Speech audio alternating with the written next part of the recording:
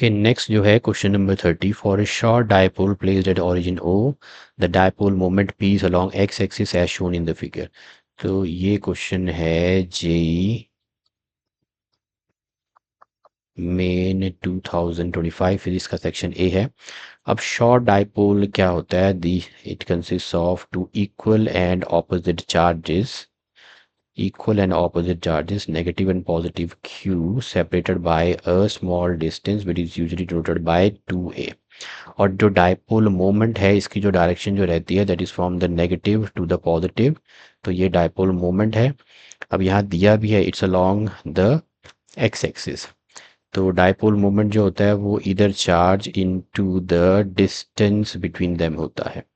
Okay, coming back to the question. Question में आपको दिया है कि ये जो डायपोल है this is place along X axis. तो एक्स एक्सिस के अलोंग अगर मैं इसे प्लेस करूं तो जो पॉइंट ए है ये आ जाएगा इसकी एक्सियल लाइन पे, और पॉइंट जो बी है वो आ जाएगा इक्वेटोरियल लाइन पे। तो ये डायपोल है। Let's say this is the dipole. इसको थोड़ा सा डार्क कर देते हैं।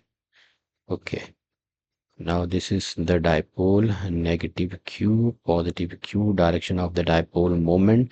पॉइंट ए आ गया एक्सियल लाइन पे और पॉइंट बी आ गया आपका इक्वेटोरियल लाइन पे। तो ये हो जाएगी इक्वेटोरियल लाइन और ये है एक्सियल लाइन। तो एक्सियल लाइन पे जो इलेक्ट्रिक फील्ड है और जो पोटेंशियल है that is given V naught and E naught respectively. तो axial at point A axial line of dipole पे, E at A axial line पे electric field is given by the formula 1/4 pi epsilon naught 2p by r q, where r is the distance. अब at A पे जो dipole का centre है और ए के बीच की डिस्टेंस जो है वो आर ही है, ये आर है, जबकि यहाँ पे ये 2r है। ओके, तो इधर आ गया ये शॉर्ट डाइपोल के लिए। तो ये आपको दे रखा है, ये यहाँ बोला है कि ये ई नॉट है। 1/4 पाई एप्सिलॉन नॉट को मैं के मान लूँ तो कांस्टेंट के 2kp बाय आर क्यूब आ गया। ऐसे ही जो पोटेंशियल है on the axial line that is given bye 1/4 pi epsilon not, यहाँ रहता है p बाय r का square. This is the potential on the axial line. Okay, now यहाँ पे भी ये भी आपको दे रखा है दिस इज वी नॉट हो गया तो ये के आ जाएगा के पी बाय आर स्क्वायर। तो के पी बाय आर स्क्वायर और ये ई नॉट आ गई। Let this be equation 1 and 2 हम मान लेते हैं।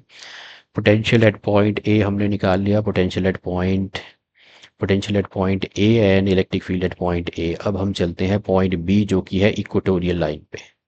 अब इक्वेटोरियल लाइन पे जो इलेक्ट्रिक फील्ड है वो हाफ हो जाती है। तो पॉइंट बी जो है वो इक्वेटोरियल लाइन पे, यहाँ पे इलेक्ट्रिक फील्ड आधी हो जाएगी। तो यहाँ पी रह जाएगा, नीचे आर क्यूब है, दिस इज के मान लेते हैं पी। अब ये डिस्टेंस जो है ये 2r है, दिस डिस्टेंस इज 2r। तो यहाँ मैंने लिख लिया 2r the whole cube which is equal to K P by 8r cube. इसको अगर रिलेट करें इलेक्ट्रिक फील्ड एट बी के साथ तो मैं इसको 2 से मल्टीप्लाई कर देता हूँ क्योंकि वहाँ 2kp था। तो ये आ जाएगा 2kp बाय 2r हो जाएगा 1/16r cube. This is electric field at point A. तो E B is equal to हो जाएगा ई नॉट बाय 16। अब जो पोटेंशियल है पॉइंट बी पे जो कि इक्वेटोरियल लाइन पे है that is given by the formula 1/4 pi epsilon not, इधर रहता है P cos theta on the equatorial line पे, नीचे आर स्क्वायर। ओके, वैल्यूज अगर इसमें पुट करें, अब थीटा जो है that is the angle between the dipole moment and the line joining the point to the centre of the dipole.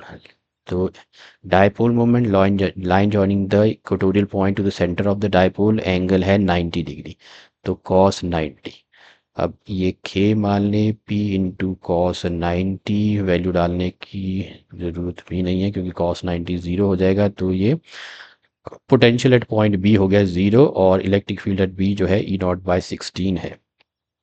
0 and E0 by 16, third is the correct option here.